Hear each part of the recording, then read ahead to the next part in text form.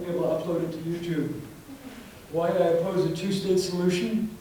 Because I believe the only moral and ethical solution is a secular one-state solution. If there's a two-state solution, I believe Palestinians are still going to, or whatever generation, young, middle-aged, old, are still going to feel disenfranchised. You know, they were all displaced. People who were displaced in 1948, some of them are still alive, you know, older now, whatever, in their 80s, 90s, what have you.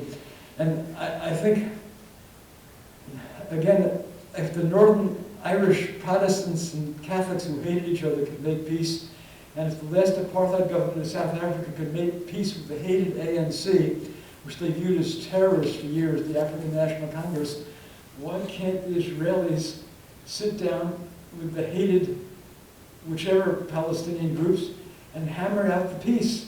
I think if there isn't a right of return and a one-state solution, I think there will always be angry Palestinians, some of whom are willing to die killing Israelis. You know, they don't need to have an organization or a group like Hamas. There's like, what do they call, lone wolf killers.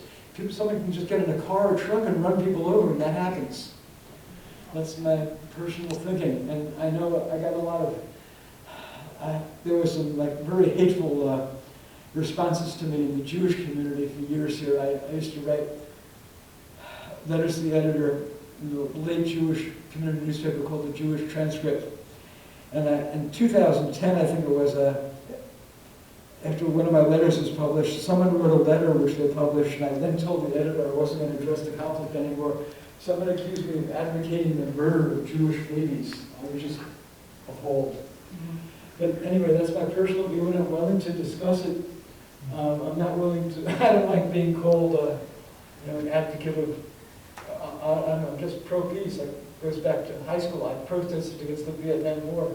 I don't know, I don't know. That's it. I don't know if that helps. But